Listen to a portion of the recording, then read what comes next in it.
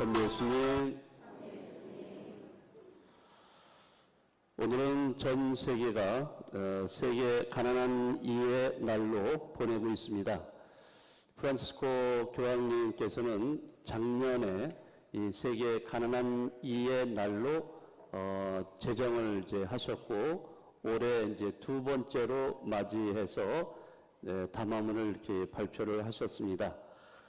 네, 담화문에 이제 여러 가지 내용들이 많이 있는데 그 중에 가장 중요한 것은 가난한 사람들과 연대해라 하는 이런 말씀을 들려주십니다. 네, 우리 주변에 보면은 사실 가난한 사람들이 굉장히 많이 있습니다. 네, 우리나라도 사실 절대적인 빈곤층이 꽤 많이 있고요. 뭐 전 세계적으로 또 역시 전 세계 인구의 한 10%가량이 절대 빈곤에 놓여 있는 이러한 사람들이 있습니다. 여러분들 얼마 전에 종로구 고시원에서 일어났던 화재 사건을 많이 접하셨을 겁니다. 네, 그 고시원에 화재가 발생을 해서 7명이 사망한 사건인데요. 네, 그 돌아가신 분들의 대부분이 일용직 노동자들이었다고 합니다. 고시원은 사실 화재에 취약한 낡은 그 건물입니다. 그 스프링클러가 만약에 작동이 됐더라면 이렇게 그 희생자가 거의 나지 않았을 거예요. 네, 그렇지만은 이런 고시원 이런 데는 뭐 설비에 대한 투자를 거의 하지 않는 낡은 건물들이 많기 때문에 거기 스프링클러가 있을 수가 없는 거죠. 네, 그러다 보니까 더 큰 피해를 보지 않았나 생각을 합니다. 그 사망자 7명 중에 4명은 기초생활수급자로 아주 저렴한 이런 방세를 찾아서 고시원을 택했다는 면에서 참 안타까움을 더하고 있습니다. 희생자 대부분이 가족들과 연락이 닿지 않은 채 생활을 하다가 고독하게 죽음을 맞이했던 사람들입니다. 네, 우리나라에 이렇게 절대 빈곤에 떨어져서 살고 있는 사람들, 네, 그래서 이들은 더욱더 어떤 위험에 이렇게 노출되어 있다는 것을 우리가 잘 알고 있습니다. 사실 우리나라는 경제적으로 세계에서 10대 안에 들어가는 정도로 부유해진 그러한 나라라고 할 수 있습니다. 네, 그렇지만은 아직도 절대적인 가난에 내몰려서 목숨을 위협받는 이런 위험한 곳, 집 같지도 않은 곳에 살아가는 사람들이 도처에 많이 있다는 것을 우리는 인식을 해야 합니다. 그 종로구의 고시원 같은 것을 보면은 한 평 내지 2평 정도 남짓한 매우 작은 방들로 촘촘히 쪼개져 있다고 합니다. 이 방들이 똑같이 생긴 게 아니라 세 종류의 방이 있다고 그러죠. 하나는 창문이 없는 방, 둘째는 창문이 있어도 창문이 아주 작은 방, 셋째는 이것은 좀 큰 창문이 있는 방. 근데 그 방세는 약 2만 원 정도 차이 정도 지면서 그렇게 방이 세 종류가 있다고 합니다. 채광, 또 환기, 그리고 생명을 담보하는 이런 창문에 가격이 매겨져 있다는 것을 알 수가 있어요. 이번에 종로구 고시원 화재 당시에 몇몇 피해자들은 창문을 통해서 탈출을 시도했습니다. 네, 그렇지만은 창문이 없던 방에 살았던 거주자들은 그 화마를 피할 수가 없었던 것입니다. 네, 그런 면에서 본다면은 가난한 사람들은 가난할수록 더욱더 위험에 노출되어 있다 하는 것을 알 수가 있어요. 이게 바로 우리나라의 현실입니다. 프란치스코 교황님은 이번에 제2차 세계 가난한 이의 날을 맞이해서 가난한 이들의 그 부르짖음에 귀를 기울이고 그들을 환대하라라고 당부를 하셨습니다. 가난한 이들이 부르짖는 그 소리, 이거에 귀를 관심을 가지라는 거예요. 외면하지 말고 관심을 가지고 착한 사마리아 사람처럼 가난한 사람들을 환대하는 이런 사랑의 실천을 역설을 하고 계십니다. 또 교황님은 이런 말씀을 하셨어요. 가난한 이들은 우리가 날마다 복음의 아름다움을 발견하게 도우면서 우리를 복음화한다 라고 이렇게 말씀하셨습니다. 사실 우리 청담동 이 지역에 살고 계신 분들, 절대적인 빈곤층은 거의 별로 없는 것 같아요. 물론 이제 상대적인 빈곤을 느끼면서 살아가시는 분들은 또 있겠죠. 우리 본당에 또 1년에 한 3번 정도는 이렇게 외부에서 이렇게 옵니다. 도움을 청하러 와요. 그럴 때마다 제가 느끼는 것은 우리 청담동 교우들이 정말로 이러한 분들을 외면하지 않고, 환대를 하고, 여러분들이 성심성의껏 이렇게 기부를 많이 해주신다는 그런 느낌을 많이 받았어요. 작년에 인도 신부님, 춘천교구에 본당 신부로 있는 인도 신부님 오셨을 때 굉장히 많이 여러분들이 도와주셨어요. 얼마 전에도 미얀마 주교님 오셨을 때에도 여러분들이 정말로 생각하지도 않게 정말 많은 도움을 주셨습니다. 자, 이런 거를 볼 때는 우리 청담동 교우 여러분들이 정말로 가난한 이들에 대한 어떤 관심과 또 어떤 환대, 이런 것에 대해서 정말 얼마나 잘 하고 있으신가, 이런 거를 잘 알 수가 있습니다. 이렇게 어려운 사람들에게 관심을 갖고 또 자기 것을 나눠주는 이런 가운데서 교황님이 말씀하신 대로 이러한 것이 바로 복음화의 계기가 되는 거예요. 내가 그런 행동을 통해서 내가 복음화되는 거예요. 가난한 사람들은 그 사람들 내가 도와준다.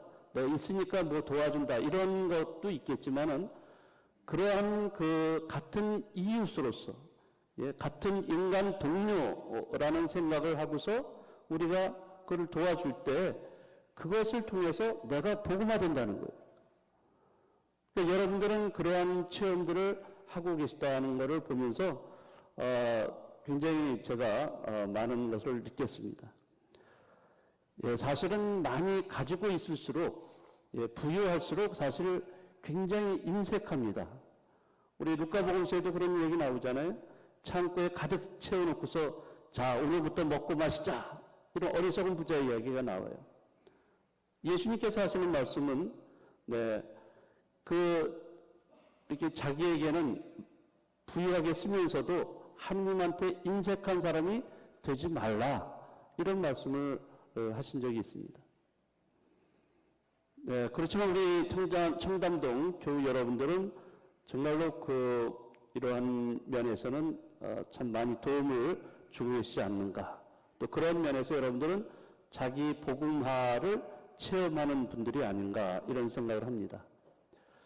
그런데 조금 더 제가 욕심을 여러분들에게 부린다면은, 그렇게 도와주는 것, 성심성의껏 함께 나눈다는 것 자체가 아주 좋은 것이지만은, 그러나 거기에서 머물지 말라라고 말씀을 드리고 싶어요. 거기에서 좀 더 하나 더 넘어서 자발적인 가난을 실천을 더 하는 분들이 되시면 좋겠다, 이런 생각이 듭니다. 자발적인 가난이라는 것은 우리가 그리스도교에서는 굉장히 좋은 가난의 영성 중에 하나로 이렇게 얘기를 합니다. 자발적인 가난을 통해서 우리는 하느님의 뜻을 찾고 그 하느님의 뜻을 실천하고 모든 것을 하느님께 의존한다는 것을 이야기할 수 있어요. 물론 내가 버리고 포기하고 이런 것도 중요합니다. 그 물질적으로 풍요로움에 빠질 때에는요, 결국엔 우리 정신과 영혼 자체도 부패하고 타락할 수밖에 없습니다.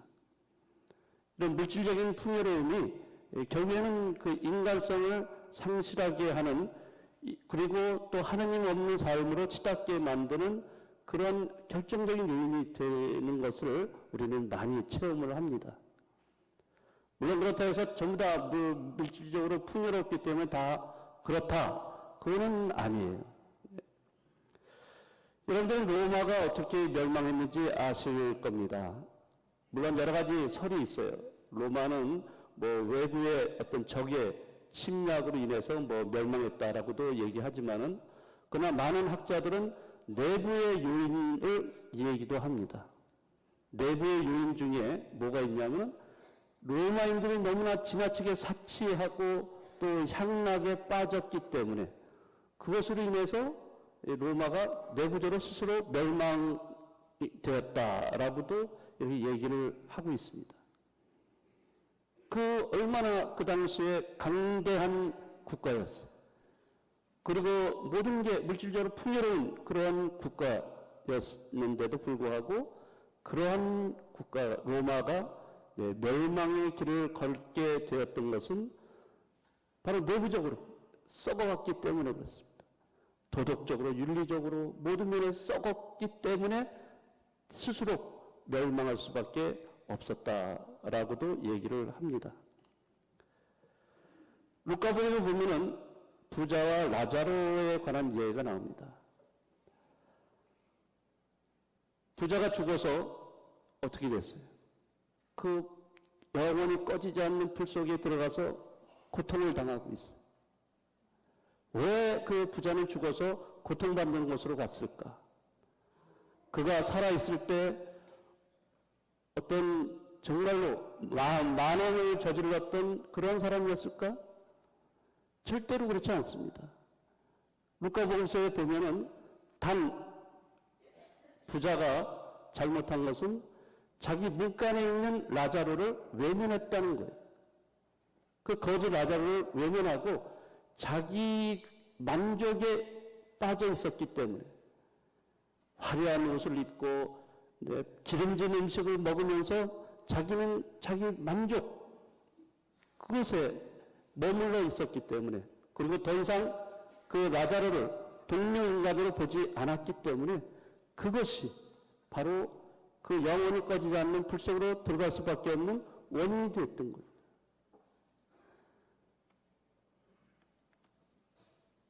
자발적인 가난이라는 것은 궁극적으로 내가 내 것을 포기하고 버리고 이런 것도 있어요.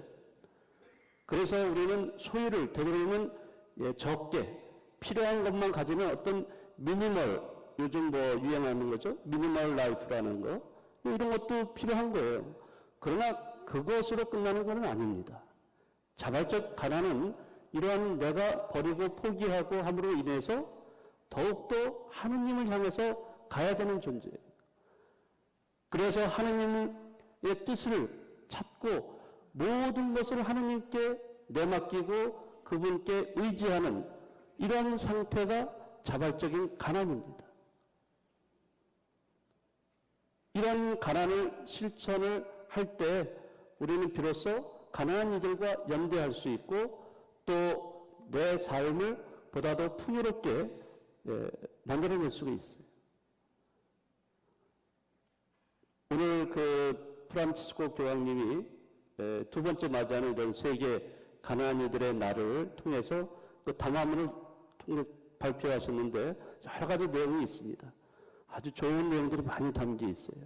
우리가 신앙인으로서 어떻게 살아야 될 것인지, 가난한 사람들에게는 어떻게 우리가 대할 것인가, 여러 가지 있습니다만은, 그러나 연대한다는 것, 이것이 굉장히 중요해요. 우리는 같은 생명을, 하느님의 생명을 받은 사람들이기 때문에 네트워크가 연결되어 있어요. 네트워크가 되어 있어요. 나는 다른 사람의 생명에 대해서 책임을 갖고 있는 사람이라고 얘기할 수 있는 겁니다. 그래서 이러한 거를 생각한다면은 우리는 이웃, 특히 어려운 처지에 놓여 있는 이웃들, 가난한 사람들에 대해서 내가 어떻게 태도를 취할 것인가 하는 점도 생각해 보시면 좋겠습니다.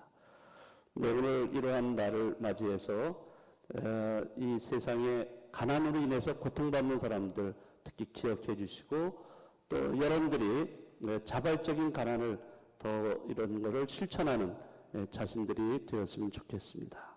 잠시 묵상하시겠습니다.